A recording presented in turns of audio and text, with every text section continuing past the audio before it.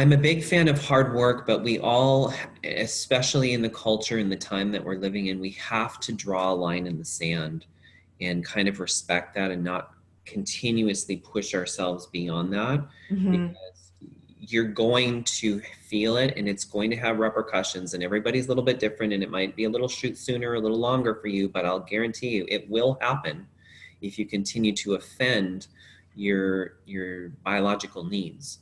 And so learning to say no, learning that you may not be able to have it all at the same time in your life.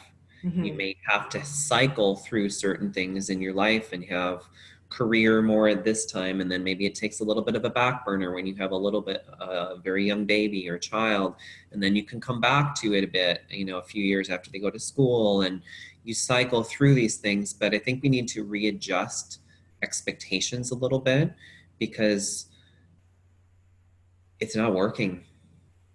It's not Hmm. working for most people. It's leaving most people burnt out and exhausted. And, by the time the average American is 65, they have 3 chronic conditions and they're on 5 medications, and they're dead by 80.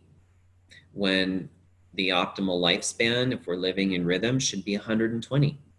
Wow. So we're literally selling ourselves short 40 years, and most people are feeling rather rotten for several decades before the end.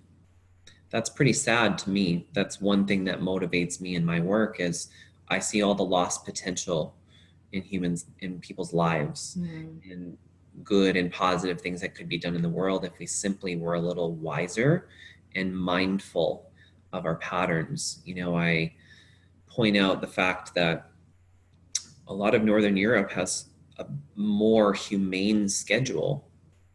Our family took a family vacation to Germany and Iceland and the Netherlands this summer, and they don't work as much as we do. Hmm. They have more time off. They have 5 to 6 weeks of vacation time. Now, I'm not saying everybody can do that here. Obviously, we can't all. There's different social systems, political emphasis, etc. But if you have the ability to, even if it's just a little bit, work on your calendar, work to find more space, more downtime, more, you know, self-care time, then you can start to reshape your life to work with you rather than exhausting and working against you. And I think everybody has to have that in their mind as something they have to consciously do, because otherwise, the way the American lifestyle is, it's not going to happen for most people. We were founded on very hardworking, puritanical principles, and we still are workaholic society.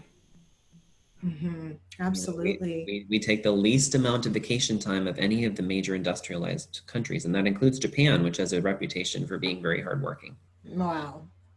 So, That's not right. Yeah. when we step outside of ourselves, when we step Hmm. outside of our cultural, historical time and Hmm. compare things, in 1900, the average person slept 9 hours a night. Hmm. We sleep 6.3 now.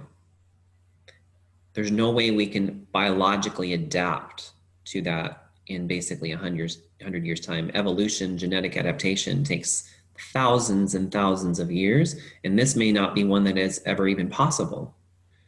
So what does that say for our habits and our perspective? We have to adjust somewhere, because we can't force our bodies to do and to extend themselves beyond what they can just naturally do on some level.